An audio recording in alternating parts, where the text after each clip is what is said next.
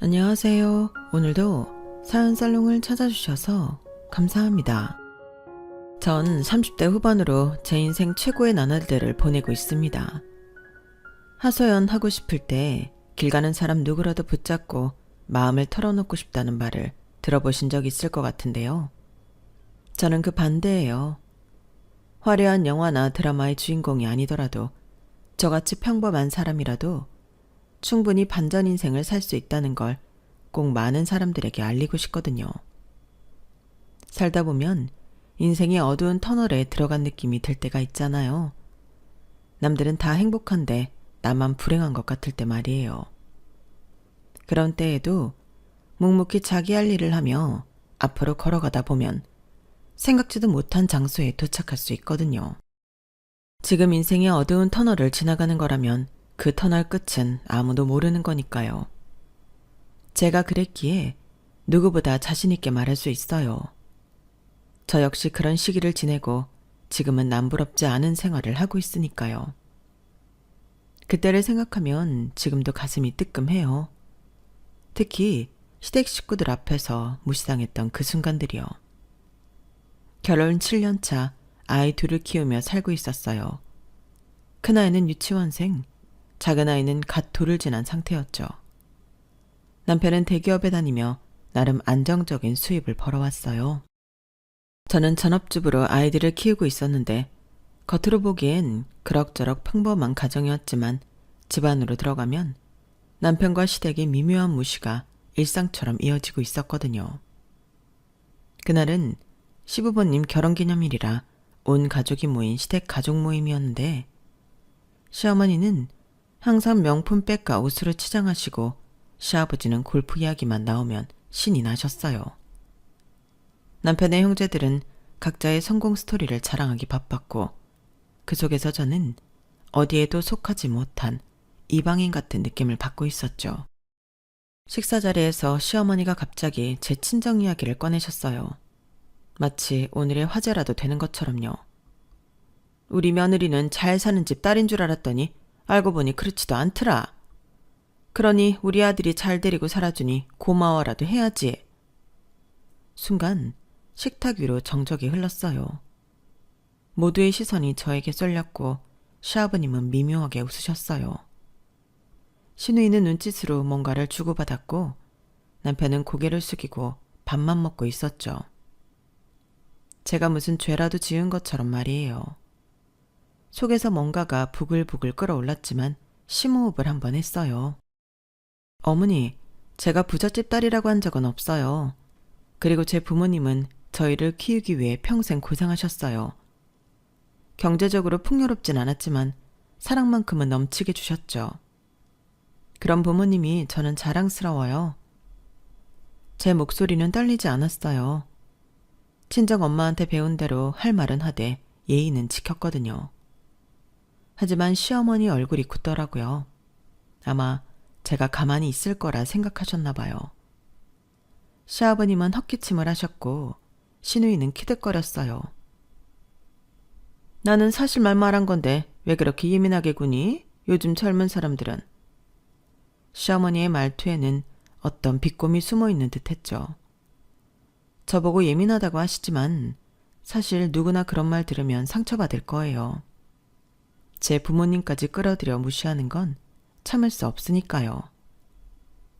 오히려 오빠가 고마워야죠. 그나마 직업이 번듯해서 대학교 갓 졸업한 저랑 결혼할 수 있었으니까요. 그리고 지금 자격증 준비하고 있어요. 애들 크면 저도 일할 거예요. 시어머니는 코웃음을 치셨어요. 남편은 여전히 묵묵부답이었고요. 그저 밥만 열심히 먹고 있었죠. 저는 그런 남편이 더 섭섭했어요. 아내를 위해 한마디라도 해줄 수 있는 사람이었으면 좋겠다고 생각했죠. 공부? 애들 키우면서? 농담도 잘하네. 시어머니의 말에 시아버님까지 우시셨어요. 마치 정말 재미있는 농담이라도 들은 것처럼요. 그 순간 저는 제가 이 집안에서 얼마나 가볍게 취급받고 있는지 명확히 느꼈어요. 더 이상의 대화는 없었네요. 그저 어색한 침묵만이 식탁을 채웠죠. 저는 입을 다물고 아이들 음식을 챙겨주는 데 집중했어요. 식사가 끝나고 설거지를 하는 동안에도 시누이들의 수근거림이 들려오더군요. 제 귀에 들리라는 듯이 일부러 크게 말하는 것 같았죠. 오빠가 고생이 많아. 저렇게 배경도 없는 사람하고 결혼하다니. 우리 오빠 너무 착해서 문제야. 나였으면 못 살았을 거야. 생각해보면 이런 일이 처음은 아니었거든요. 결혼 초부터 미묘한 차별을 느꼈지만 워낙 시댁 식구들이 자기 애가 강한 편이라 그러려니 하고 넘겼죠. 그런데 시간이 갈수록 정도가 심해지는 것 같았어요. 그랬기에 그날 더 큰 상처로 다가왔고요. 집에 돌아오는 길 차 안에서 남편에게 물었어요. 목소리를 최대한 담담하게 유지하려고 노력했죠. 왜 아무 말도 안 했어? 남편은 운전에 집중한다는 듯 시선을 앞으로만 고정한 채 대답했어요. 뭘 그런 걸 가지고 삐지냐. 어머니가 그냥 하신 말인데. 그냥 하신 말? 내가 얼마나 상처받았는지 몰라? 너무 예민하게 반응하지 마. 어머니는 너한테 잘해주시려고 하는 거야. 그 말을 듣는 순간 이미 결혼 7년 차인데도 남편이 제가 어떤 사람인지, 제가 무엇을 위해 노력하는지 전혀 관심이 없다는 사실을 깨달았고 제 마음 한구석이 무너져 내리는 느낌이었어요. 당신 부모님이 내 친정을 무시해도 괜찮아? 내가 아무것도 못한다고 생각해도 돼? 아니, 그게 아니라 어머니는 그냥 솔직하신 분이라. 솔직함이랑 무례함은 달라. 당신이 내 편이 되어줬으면 좋겠어. 난 중간에 있잖아. 양쪽 다 이해해야지. 대화는 그냥 그렇게 끝났어요. 남편은 늘 그랬거든요. 갈등이 생기면 회피하고 중간에 있다는 핑계로 아무것도 하지 않았죠. 하지만 그건 결국 시댁의 편을 드는 거나 다름없었어요. 몇 번을 싸워도 끝은 같았기에 말하면서도 김이 새는 것 같았죠. 사실 저도 대학을 나왔어요. 물론 전국에서 손꼽히는 대학은 아니었지만 열심히 공부했고 나름의 성적도 좋았죠. 졸업을 앞두고 친구 소개로 남편을 만나 결혼했고 바로 첫째를 가졌기 때문에 젊은 나이에 육아와 살림을 시작하느라 제 경력을 쌓을 기회는 없었어요. 사회생활을 준비하는 저에게 이미 사회생활 5년 차에 접어든 남편은 선망의 대상처럼 모든 게 멋있어 보였거든요. 그렇게 빠르게 빠져들었고 정신 차려보니 결혼도 끝나고 첫 아이를 임신하고 있었던 거죠. 이대로 나이가 드는 게 아쉽다고 느낀 저는 포기하지 않고 육아에 전념하면서도 틈틈이 공부를 놓지 않았어요. 일찍 결혼했기에 어느 정도 아이가 크면 다시 일을 할 수 있다고 생각했으니까요. 아이가 잠든 밤에는 책상에 앉아 공부했고 낮에는 육아서적과 자격증 교재를 번갈아가며 읽었죠. 그렇게 노력한 결과 큰아이가 3살 때 보육교사 자격증을 따서 아이를 데리고 다니며 반나절 파트타임으로 일할 수 있었어요. 그때는 남편도 제가 자격증을 따고 실제로 일을 시작하리라고는 생각하지 못했나 봐요. 약간 놀란 듯한 반응이었거든요. 진짜 일할 거야? 애는 어떻게 하고? 같이 데리고 갈 수 있어. 반나절만 일하면 되니까. 우리가 돈이 그렇게 급한가? 돈보다는 내 경력이랑 경험을 쌓고 싶어서. 남편은 별로 내켜하지 않았지만 반대하진 않았어요. 아마 제가 곧 포기할 거라고 생각했나 봐요. 하지만 저는 꽤 즐겁게 일했어요. 아이도 다른 아이들과 어울리며 즐거워했고 저도 사회생활을 하며 활력을 얻었죠. 그러다 둘째를 임신하고 나서는 일을 그만둬야 했는데 임신 중에는 체력적으로 힘들었고 출산 후에는 작은 아이가 잔병치레가 많아서 어린이집도 자주 쉬어야 해서 일을 제대로 할 수 없는 상황이었죠.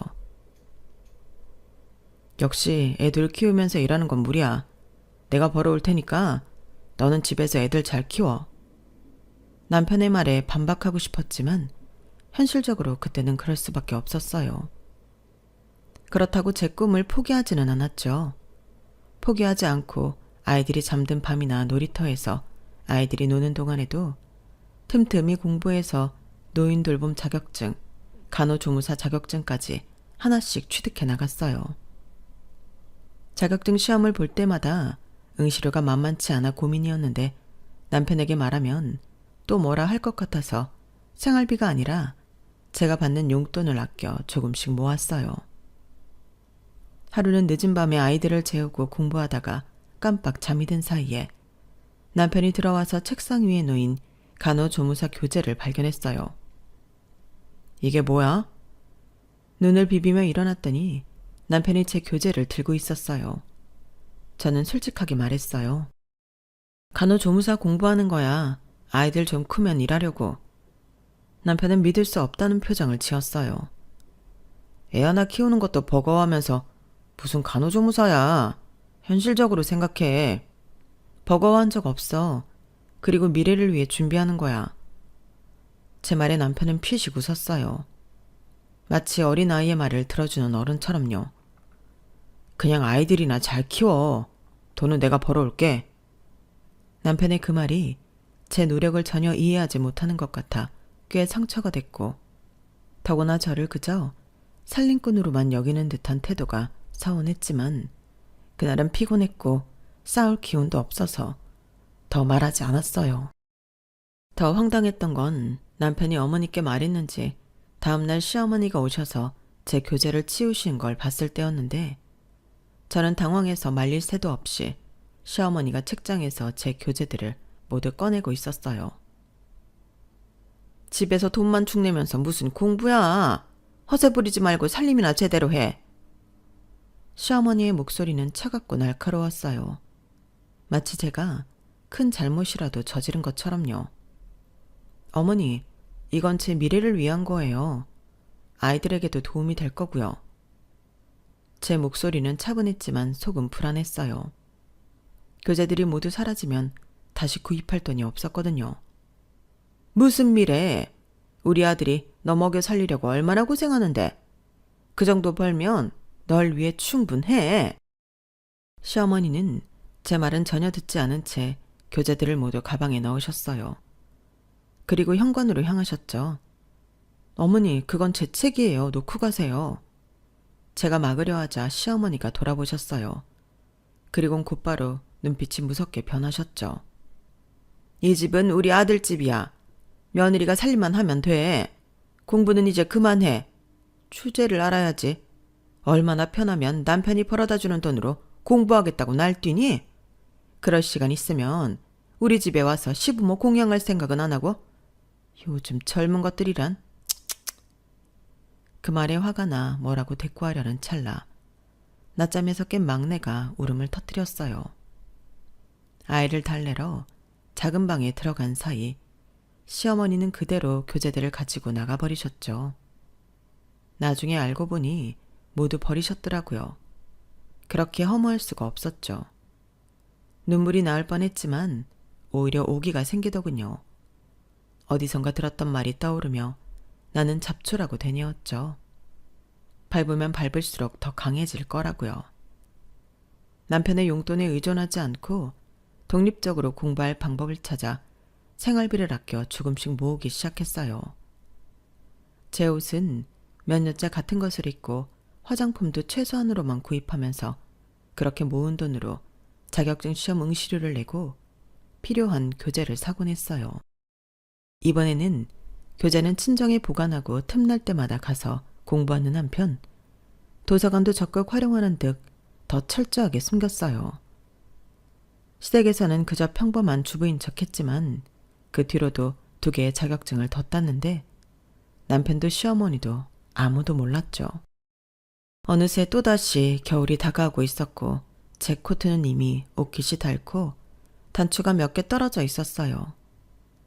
몇 년 동안 같은 옷을 입었으니 하나쯤은 괜찮지 않을까 싶어 조금 낡은 제 코트를 새 것으로 바꾸고 싶다는 생각이 문득 들었죠. 이번에 코트 하나 사려고 세일 중이라 꽤 저렴해. 저녁 식사 시간에 조심스럽게 남편에게 말했어요. 그런데 남편은 제 말을 듣자마자 인상을 찌푸리더군요. 지금 입는 것도 멀쩡한데 뭐하러. 사치 부리지 마. 3년 넘게 같은 거 입었어. 사치가 아니라 필요해서 그래. 제 설명에도 남편은 고개를 저었어요. 우리 형편에 맞게 살자. 돈 관리 좀 제대로 해. 남편은 대기업에 다니고 있었고 월급도 나쁘지 않았는데다 제가 요구한 건 몇 년 만에 코트 한 벌이었기 때문에 우리 형편이 그렇게 어려운가 하는 의문이 들어 남편의 말이 이해가 안 됐어요. 그 말을 시작으로 남편은 생활비 카드 사용 내역을 매일 확인하고 조금이라도 평소와 다른 지출이 있으면 질문 공세를 퍼붓는 등 제 지출을 일일이 체크하기 시작하더군요. 오늘 마트에서 뭘 그렇게 많이 샀어? 필요한 것만 사라고 몇 번을 말해? 퇴근 후 남편이 휴대폰으로 카드 사용 내역을 보며 물었어요. 아이들 간식이랑 이번 주 식재료예요. 필요한 것만 샀어. 이렇게 써대면 내가 얼마나 더 벌어와야 되는데? 남편은 마치 제가 가정 경제를 위협하는 존재인 것처럼 한숨을 쉬며 소파에 털썩 앉았는데 그뿐만 아니라 시어머니도 가끔씩 찾아와서는 냉장고를 열어보고 찬장을 뒤지며 필요 이상으로 사놓은 것이 없는지 확인하는 등 제 지출을 감시했어요. 우리 아들이 버는 돈 함부로 쓰지 마라. 며느리가 살림을 이렇게 하면 어떡하니? 너 혹시 친정에 갖다 주려고 그러니? 순간 귀를 의심했어요. 제가 몇 년 동안 아끼고 아껴서 생활했는데 이런 의심까지 받아야 했나 싶어 가슴이 철렁 내려앉았죠. 어머니, 그게 무슨 말씀이세요? 목소리가 저도 모르게 높아졌어요. 시어머니는 눈살을 찌푸리며 저를 위아래로 훑어보셨죠. 얘, 나 귀 안 먹었다? 아니면 아닌 거지 기차통을 삶아 먹었나? 혹시나 그러면 그러지 말라고 하는 거야. 너는 그냥 살림이나 잘하면 되는 거야. 알겠니? 그 순간 모든 게 명확해졌어요. 저는 이 집에서 그저 도우미 그 이상도 이하도 아니었던 거죠. 아니, 오히려 그보다 못한 존재였을지도 몰라요. 그들이 원했던 건 사회생활 경험 없이 시키는 대로 고분고분 따르는 말 잘 듣는 여자였던 거예요. 가슴 한편이 무겁게 내려앉았지만 동시에 이대로는 안 된다는 작은 불씨가 피어오르기 시작했어요. 그때는 제가 할 수 있는 게 아무것도 없다고 생각했지만 그건 표면적으로만 그랬을 뿐이었죠. 마음속으로는 이미 변화를 위한 첫 발걸음을 내딛고 있었으니까요. 하지만 운명의 여신은 저를 보고 웃어주지 않았네요. 제 마음 제 뜻과 다르게 현실은 저를 더 깊은 웅덩이 속으로 집어넣기 바빴으니까요. 그날은 이상하게 아침부터 불길한 느낌이 들었어요. 눈꺼풀이 무겁고 허리가 욱신거리는 게 예사롭지 않아 이상하다 싶었죠. 그래도 늘 그렇듯 큰아이를 유치원에 보내고 돌진한 작은아이를 잠깐 낮잠 재우면서 밀린 집안일을 처리하고 있었어요. 그런데 설거지를 끝낸 뒤 수건을 갤 때쯤 전화벨이 요란하게 울리더군요. 발신인을 확인해보니 남동생이었는데 평소라면 간단한 문자나 카톡으로 연락하던 동생이 직접 전화를 걸어왔다는 사실에 느낌이 이상하더라고요. 전화를 받자마자 들려온 동생의 목소리는 숨이 턱에 찬 듯 떨리고 있었고 배가 너무 아파 병원 응급실에 누워있다는 말이 들렸어요. 장에 문제가 생긴 것 같아 라는 단편적인 말만 남긴 채 통화가 끊겼을 때 저는 이미 겁에 질려 무엇부터 해야 할지 모르겠더군요. 아이를 친정엄마나 시어머니 댁에 맡기는 게 우선이겠다 싶었지만 친정은 지금 경제적으로 너무 어렵고 시어머니는 제가 부탁 전화를 하면 또 무슨 말을 할지 뻔히 보여서 망설여졌거든요. 그러나 아이를 데리고 병원에 가기에는 응급실 상황이 걱정되어 우선 가까이 사는 이웃 아주머니께 잠깐 아이를 부탁드리고 급하게 택시를 탔어요. 병원에 도착했을 때 응급실 안은 이미 정신없이 돌아가고 있더군요. 간호사들이 분주히 뛰어다니는 사이 비집고 들어가니 동생은 산소 마스크를 낀 채 창백한 얼굴로 누워 있었고 옆에서 의사가 검진 기록을 훑어보고 있었어요. 괴사가 진행 중이라는 말이 들릴 때 저는 머리가 하얗게 변하는 것만 같았죠. 심각한 감염 위험이 있다며 당장 수술을 하지 않으면 위험하다는 의사의 설명을 길지 않았지만 제게는 마치 1시간 넘게 들은 것 같은 충격이었어요. 거기에 수술비로 대략 500만 원이 든다는 얘기가 이어지는 순간 숨이 막혀 손발이 굳어지는 기분이었고요. 물론 당장 수술은 진행해야 했어요. 동생이 조금 더 버티면 안 되느냐고 물을 상황도 아니었으니까요. 문제는 돈이었죠.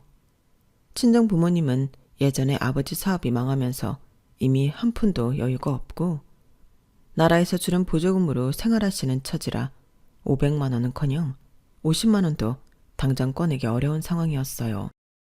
저 역시 전업주부로 남편의 월급에 의존해 살아왔고 통장에는 생활비 남은 짜투리돈만 얼마쯤 있을 뿐이었죠. 게다가 오랫동안 시댁에 인정받지 못한다는 압박감을 느끼느라 제게 여유 자금이 있을 리 없었으니까요. 동생 역시 열심히 일하고 있었지만 안정적인 수입을 기대하기 어려워 제대로 된 보험을 들어가나 적금이 있을 리도 없었어요.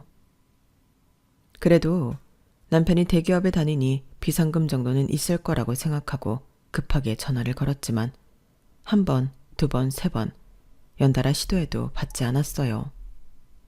문자도 남겼지만 아무 응답이 없으니 제 속은 타들어갔죠. 하는 수 없이 수술 동의서에 일단 사인을 하고 수술비 중 일부인 입원비를 먼저 카드로 결제했지만 500만 원 전부를 충당하기에는 너무나도 벅차더군요. 저는 결국 시댁에 가기로 했습니다. 동생의 수술을 기다리는 동안 어떻게든 돈을 구해야 했으니까요. 사실 시댁에 돈 이야기를 꺼낸다는 건 제게 쉽지 않은 일이었어요. 이미 앞에서 이야기했듯 예측되는 반응에 가야 하는지 망설여지지 않았다면 거짓말이겠죠. 하지만 동생 목숨이 달린 문제라면 자존심 따위를 세울 여유가 없더라고요. 택시에서 내려 시댁 대문 앞에 서는 순간도 이 사람들한테 이런 부탁을 한다고 달라질까? 하는 두려움이 엄습했지만 어쩔 수 없었네요. 쫓기듯 문을 두드려 안으로 들어갔죠. 네가 웬일이니? 연락도 없이 갑자기. 이 시간에 무슨 일 있니? 시어머니는 거실 소파에 앉아 TV를 틀어놓고 계셨고 시아버지는 신문을 들여다보고 계셨어요. 테이블에는 남편의 휴대폰이 놓여 있었고 놀라운 건 연락을 받지 않던 남편이 그 옆에 앉아 있었다는 점이죠. 그의 얼굴을 보는 순간 화장실에 다녀오느라 전화를 못 받았다는 한마디가 나오겠구나 싶었죠. 예상대로 남편은 그저 미안한 표정도 없이 제가 왜 전화를 했느냐고 물을 뿐이었죠. 저는 숨을 고른 뒤 남동생 이야기부터 꺼냈어요. 동생이 응급수술을 받아야 하고 비용이 500만 원이라는 말이 제 입에서 나오자마자 시어머니의 눈빛이 매섭게 번쩍이더군요. 네 친정 식구들은 또 허둥대기만 하겠지. 사업 망한 뒤로 보조금 받는다고 들었는데? 그런 집에서 500만 원을 마련하긴 쉽지 않겠네. 여기까지 온 걸 보면 말이야.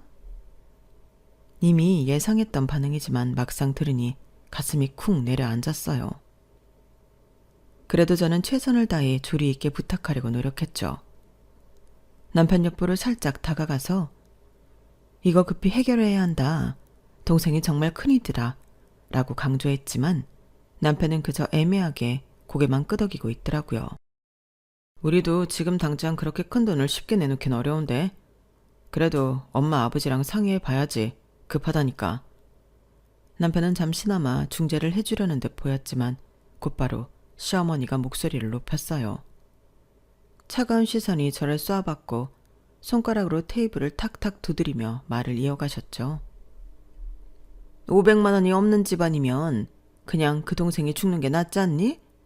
솔직히 병원비도 못 낼 처지라면 나중에 회복한다고 해도 또 무슨 일을 치를지 모를 거야. 네 친정은 원래부터 그런 식으로 살았잖니? 그 말이 귀에 꽂히는 순간 동생이 처한 상황에 대한 안타까움도 컸지만 저런 잔인한 말을 서슴없이 하는 시어머니를 보니 분노가 치밀어 오르더군요. 그래도 지금은 화를 낼 때가 아니었습니다. 서러움과 분노를 억누르며 최대한 냉정을 유지하고자 했었어요. 어머니, 저도 자존심이 있지 왜 그냥 오고 싶겠어요. 지금 동생이 수술을 못 받으면 그대로 위험해진다니까요. 저도 어떻게든 갚을 테니 제발 좀 빌려주세요. 정말 부탁드립니다. 시어머니는 코웃음 치는 듯한 표정으로 저를 한참 지켜봤어요. 그제야 시아버지도 신문을 내려놓고 이쪽을 바라봤지만 뭔가 적극적으로 말리거나 동정하는 표정은 아니시더군요. 무표정한 얼굴로 우리를 번갈아 보다가 가볍게 한숨만 내시더군요. 남편조차 이 상황에서 크게 움직이지 않으니 저는 그저 간절히 빌 수밖에 없었어요. 네 친정은 500도 못 구하는 거지니? 돈이 그토록 급하면 미리 대비라도 했어야지. 애 둘 키운다고 살림에만 매달리지 말고 말이야. 내 아들이 벌어다주는 돈만 처묵처묵하지 않고 네가 니네 가족도 챙길 정도는 돼야 하는 거 아니니? 어머니, 저도 노력했어요. 그런데 이번 일은 정말 예상치 못했던 응급 상황입니다. 속으로는 나도 모르게 차라리 죽는 게 낫지 않니? 라는 말을 어떻게 입에 담을 수 있을까 하는 생각에 치가 떨리더군요. 동생이 아파서 고통스러워하고 생사가 오락가락하는 마당에 어떻게 그런 잔인한 소리를 내뱉을 수 있는 걸까요? 그래도 애원이라도 해야 하는 제 처지가 서글퍼지기 시작했죠. 그런데 마침 그때 시어머니가 비웃듯 쏘아붙였죠. 거지 맞네. 사업 망한 뒤로 좀 나아졌나 했더니 그 모양이면 뭐. 저는 순간 귀를 의심했어요. 그래도 꾹 참고 정말 죄송하다. 저도 어떻게든 갚겠다고 또다시 읍소하려고 했는데 그때 남편이 차갑게 대꾸하더군요. 엄마 말이 틀린 건 아니야. 요즘 세상에 500만 원도 못 구하면 어떡해. 우리도 여유가 있는 것도 아니고 딱히 줄 수 있는 상황은 아닌 것 같아. 가운데서 중재 역할을 못하는 남편이었지만 그렇게까지 동조할 줄 몰랐어요. 저는 울컥해서 남편을 똑바로 쳐다봤죠. 아니, 내 동생이 죽을지 살지 기로에 서 있는데도 어떻게 저런 말을 아무렇지 않게 할 수 있는 건지 도무지 이해가 안 갔습니다.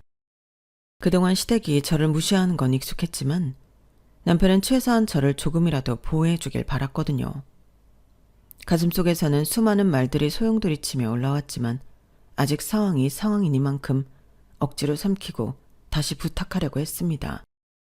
그런데도 시어머니와 남편은 서로 눈짓을 주고받으며 이번에는 빌려주지 말자는 식의 기색이 완연했어요. 시아버지도 신문을 덮고는 무표정한 얼굴로 한마디 하시더군요. 우리가 무슨 은행도 아니고 너도 생각이 있으면 미리 준비 좀 하지 그랬냐? 그 순간 머리가 아득해지면서 그동안 쌓였던 분노가 한꺼번에 치솟았습니다. 더 이상 참는 건 의미가 없다고 느꼈어요. 동생이 위험하니 굽히고 들어가자는 제 마음도 한계에 다다른 거죠. 저도 모르게 목소리가 높아졌어요. 아니, 내 동생이 당장 죽을 수도 있는 상황이라고 말했잖아요. 정말 어떻게 이럴 수가 있어요? 시댁에서 이렇게까지 나올 줄 몰랐어요. 차라리 나 몰라라 하실 거면 처음부터 아예 모른 척 하시지. 남편 당신도 내 편이 아니라는 거 오늘 확실히 알았어. 7년 동안 내가 얼마나 시댁에서 무시받았는지 뻔히 알 텐데 지금도 아무 말 없이 엄마 말에 고개만 끄덕이네? 나 이 집에 밑바닥까지 굴욕스럽게 매달려봤자 소용없다는 거 이제 확실해졌어. 제 목소리에 거실 공기가 얼어붙은 것 같았어요. 시어머니는 기분이 몹시 언짢은 듯 눈을 부릅뜨고 있었고 남편도 저를 한번 흘겨보더니 아무 말 없이 고개를 돌리더군요. 그 모습에 더 이상 미련조차 남지 않았어요. 이대로 죽어가더라도 여기서 빌릴 수 있는 돈은 없겠다는 생각이 들자 억울하고 분해서 눈물이 왈칵 터져나오려 했지만 그마저도 억지로 삼켰어요. 모든 감정이 뒤엉켜 심장이 벌렁거리지만 시간을 더 끌면 안 되겠다는 본능이 강하게 들었거든요. 이런 집에서 더군다나 이런 남편과 시부모 앞에서 한풀이 하듯 붙잡고 있을 필요가 전혀 없었어요. 지금 내게 중요한 건 동생의 목숨이니까요. 그렇게 문을 박차고 나오는 길에 시어머니가 한마디 더 툭 내뱉는 소리가 들렸어요. 자존심 세우는 거 보니 살만한가 보네. 하지만 저도 뒤돌아 돌아보지 않고 시댁을 뛰쳐나왔어요. 길 위에 서자 이제 정말 절망밖에 남지 않은 상황이 현실로 다가왔죠. 어떡하지? 동생 수술비는 당장 누가 빌려주지? 라는 생각에 가슴이 또다시 쿵 내려앉았죠. 그래도 거리에 우두커니 서 있을 시간조차 없었어요. 가진 건 없었지만 마지막 희망이라고 할 수 있는 지인들을 하나둘 떠올렸어요. 예전에 알바하던 곳에서 친해진 언니, 보육교사 자격증 공부할 때 함께 스터디를 했던 친구, 혹시 그들이라면 조금씩이라도 보태줄 수 있지 않을까 싶었죠. 애초에 500만 원이라는 거액을 한 명에게 빌릴 순 없으니 여러 명에게 도움을 청해 조금씩 모으자는 계획이 머릿속에서 급하게 그려졌죠. 급한 대로 핸드폰을 꺼내 몇몇 지인에게 전화를 돌렸어요. 상황을 솔직하게 말하니 운 좋게도 몇 명은 적금 통장에 있는 돈을 빼서라도 도와주겠다고 흔쾌히 약속해 주더라고요. 한두 명이 100만 원, 또 누군가는 50만 원, 그렇게 조금씩이라도 모이니 희망이 보이더군요. 수십 분 만에 겨우 400만 원에 가까운 금액이 마련됐고 마지막 한 사람에게서 추가로 100만 원을 빌려 수술비 총액을 맞출 수 있었어요. 저녁 무렵 병원으로 헐레벌떡 돌아와 수술비를 완납하고 나니 마침 동생이 수술실로 옮겨지는 참이었죠. 허둥지둥 상황을 정리하느라 미처 정신이 없었지만 마음만큼은 간신히 안정을 찾았어요. 어떻게든 동생의 목숨은 살릴 수 있겠다는 안도감 말이에요. 그렇게 저는 그날 하루 종일 겪었던 수모와 분노, 허탈감, 절망감을 조각조각 곱씹으며 밤을 샜어요. 수술 대기실 의자에 주저앉아 한참을 울뻔하다가도 동생을 지켜봐야 한다는 책임감에 눈물을 삼키고 버텼죠. 마침내 수술이 잘 끝났다는 의사의 말을 들었을 때 저도 모르게 주저앉아 하염없이 한숨을 쉬었어요. 한결 가벼워진 가슴과 달리 머릿속엔 이제부터 어떻게 갚아나가야 하지? 라는 커다란 빚의 그림자가 드리워지더군요. 당장 이혼이라도 하고 싶었지만 현실은 그렇게 간단하지 않더군요. 아이 둘을 데리고 맨몸으로 나가면 한 달 생활비조차 막막할 게 뻔했으니까요. 전업주부였던 제게 당장 경제적 자립수단이 없다는 게 큰 문제였죠. 게다가 시댁 쪽이 호락호락 양육권을 내줄 리도 없었고요. 화가 치밀어 오를 때마다 당장 끝내자는 생각이 하루에도 12번씩 들었지만 어쩔 수 없이 꾹 참으며 언젠가는 나도 사람답게 살 길을 찾아야겠다고 마음먹었어요. 그러면서 동생 수술비로 생긴 빚도 빌린 돈을 조금씩 갚아 나가야 하는 부담도 함께 찾아왔죠. 하루하루가 전쟁 같은 시간이었어요. 남편과 시댁에 대한 분노도 여전했지만 우선은 아이들에게 집과 밥 한 끼를 제대로 마련해 줄 수 있어야 했으니까요. 그렇게 시간이 흐르면서 어느덧 1년이 지나버렸어요. 너무 정신없이 달려와서 그런지 계절이 몇 번 바뀌었는지도 잘 실감이 나지 않을 정도였죠. 그러는 동안 저는 가정에서 보내는 시간을 점차 줄여가며 틈틈이 바깥일을 찾았네요. 이웃 아이 돌봄부터 필요하면 단기 알바도 뛰고 주말에는 친정 쪽 지인들을 만나 여기저기 일거리를 수소문했어요. 문제는 시어머니였죠. 집에 제가 없는 시간이 늘어나자 시어머니는 요즘 속 편하게 놀러 다니느라 시간 다 쓰냐며 핀잔을 주시기 일쑤였거든요. 한 번도 동생 괜찮아졌냐고 물어주지 않는 것을 보니 이런 사람에게 뭘 바랬던가 싶더라고요. 그리고 그런 무관심과 빈정거림이 오히려 제 의지를 북돋웠죠. 가만두지 않겠다. 분명히 잘 해낼 거다. 라는 결심을 더 굳게 만들어줬으니까요. 아이러니하게 행운의 여신이 저를 향해 다가오는 것 같았어요. 시댁 쪽 상황에 큰 변화가 생기기 시작했거든요. 남편이 다니던 회사가 비리 문제로 크게 흔들리더니 결국 구조조정 명목으로 남편이 퇴사를 하게 된 거예요. 남편은 몇 주간 명환히 지내며 재취업 기회를 찾는다고 말은 했지만 별다른 소득이 없었고요. 시부모님 역시 갑자기 어떤 사기를 당해서 목돈을 날린 것 같았는데 정확한 사정은 말씀해 주시지 않았어요. 그저 집에 경매로 넘어갈 것 같다는 둥, 길거리로 나앉게 생겼다는 둥, 언성을 높이며 서로 탓하기 바빴죠. 한동안 잘나가는 남편과 부유한 시댁 덕에 저를 무시하던 그 태도는 어디 가고 이제는 집안에 불길이 난 듯 서로 동동 발을 구르는 모습이 내심 쌤통이다 싶더라고요. 며칠 뒤 제가 운전석에서 내리면서 뒷좌석에 짐을 내리는데 시어머니 목소리가 날아들었어요. 아니 웬 고급차야? 공부한다고 그렇게 있는 살림 없는 살림 거덜내더니 운전기사로 취직한 거야?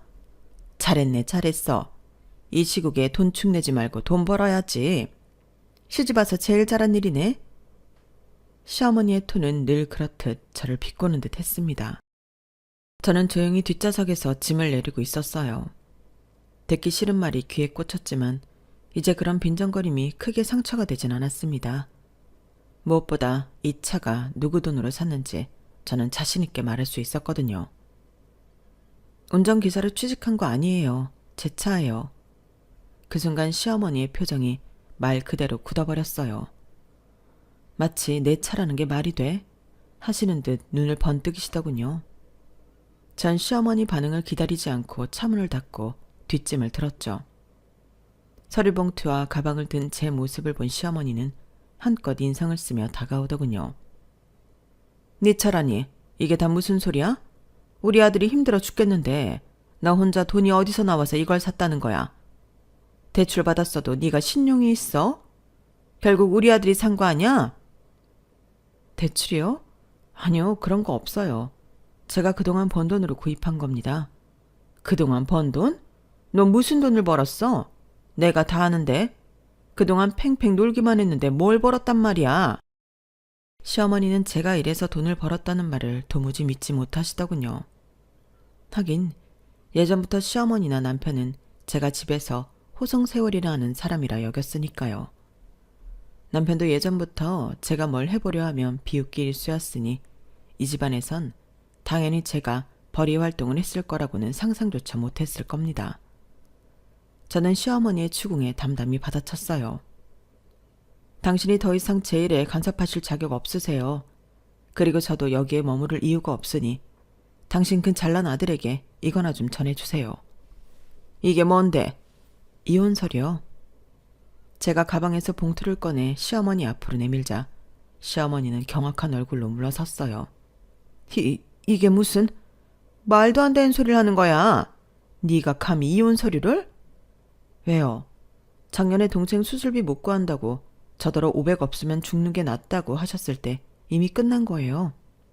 남편은 남의 편이라더니 서면으로 다 정리해뒀으니까 그거 보세요. 말 섞기도 싫으니.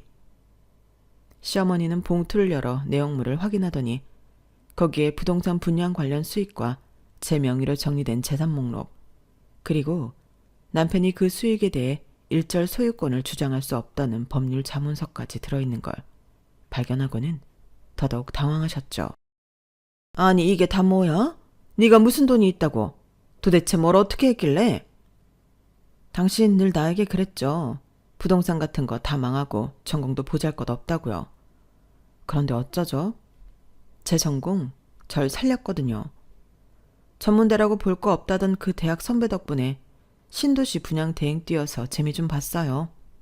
이렇게 차도 샀고 이제 아이들이랑 살 집도 마련했으니 이제 더 이상 당신 꼴 볼 필요 없네요. 그러자 시어머니 태도가 순식간에 달라졌어요. TV에서만 보던 벼락부자 같은 이야기가 실제로 자기 며느리에게 벌어졌다는 게 믿기 어려우셨겠죠. 하지만 고급 승용차, 평소와 달라진 옷차림, 그리고 그걸 보란듯이 증명하는 서류들이 있으니 그 모든 상황을 번갈아 보시며 무슨 일이 벌어진 건지 이해하려 애쓰는 모습이 어이없더라고요. 잠깐, 네가 오해한 것 같은데 형편이 맞으면 내가 그랬겠니?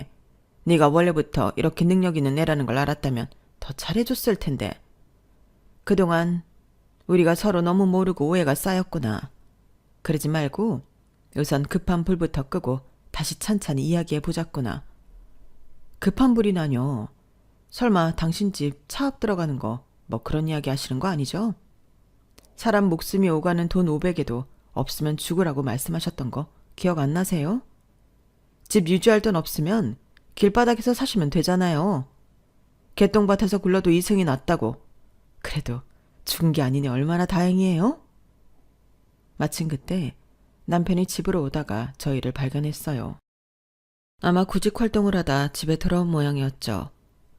남편은 고급 승용차 옆에서 시어머니와 말다툼 중인 제가 이혼 서류까지 흔들어대니 놀란 기색이 역력했어요. 지금 이게 무슨 난리야? 이혼 서류라니. 당신 진짜야? 우리 결혼 생활 다 끝내겠다고? 우리? 너한테 내가 있긴 있었니? 그런 단어 올리는 것 자체가 역겨워. 변호사 선임해서 서류도 이미 다 준비했어. 할 말 있으면 내 담당 변호사한테 해. 여보, 왜 이래? 가뜩이나 회사 일로 심란한데 당신까지 이러기야? 그동안 서운했던 거 다 이해해. 나도 먹고 사느라 밖에서 시달리니까 당신한테 괜히 화풀이 했던 거지. 내 마음은 그게 아니야. 일단 안에 들어가서 이야기하자. 어? 그 말 더 짓거려야 해? 내가 어디까지 들어줄 거라 생각해. 지금부터 녹음할 거야. 당신이 하는 말 법정에서도 할 수 있으면 해봐. 뚫린 입이라고 말이면 다인 줄 알지? 그래서 내 동생 병원비 없을 때 당신 엄마 편 들며 입으로 똥을 싼 거지? 그래. 뇌가 있으면 입이라도 다물었겠지. 남편과 시어머니가 깜짝 놀란 눈으로 절 쳐다보더라고요. 평소 거친 말을 하지 않던 저였기에 속사포처럼 쏟아내는 말에 놀란 눈치였죠. 사실 저도 제가 이렇게까지 말을 할 줄 몰랐는데요. 살면서 당했던 게 쌓이니 들었던 말들이 다시 제 입에서 나가는 건 생각보다 어렵지 않더라고요. 남편은 끝까지 한 번만 더 생각해보자는 식으로 매달렸지만 예전부터 그가 보여준 무관심과 시댁 편들기는 이미 돌이킬 수 없는 상처로 남아 있었습니다. 전 단호하게 시어머니 손에 이혼 서류를 쥐어주고 돌아서며 말했어요. 사인하기 싫으면 법정에서 봐. 당신 거지라 돈 없지? 애들은 내가 데려갈 테니까 괜히 그런 걸로 지저분하게 걸고 넘어지지 마. 아, 싸움 걸어오면 끝까지 대응할 마음은 있어. 아니다. 정확하게 돈 있어. 당신도 변호사 비용 아깝지 않다면 어디 끝까지 가봐. 누가 이기나 보자고. 그 말을 끝으로 전 차를 끌고 아이들 어린이집으로 향했네요.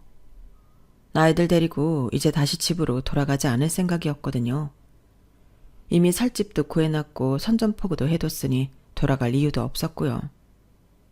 결국 남편이 며칠 뒤 직접 연락도 해왔지만 저는 그 전화를 받지 않았어요. 이미 결심이 선 이상 더는 흔들릴 것도 없었으니까요. 그리고 시어머니가 전화를 해선 또 어설프게 회유하려 했지만 변호사 비용조차 마련하기 힘든 상황인지 별다른 저항 없이 도장 찍어 서류를 보내왔어요. 길고 긴 싸움까지 예상했지만 생각보다 허무하게 7년간의 결혼 생활이 막을 내렸네요. 이제 전 신도시에서 아이들과 살고 있어요. 부동산 분양 업무로 꽤 벌이를 키운 덕에 아예 그 앞에 작은 부동산 사무소를 열기로 마음 먹었죠.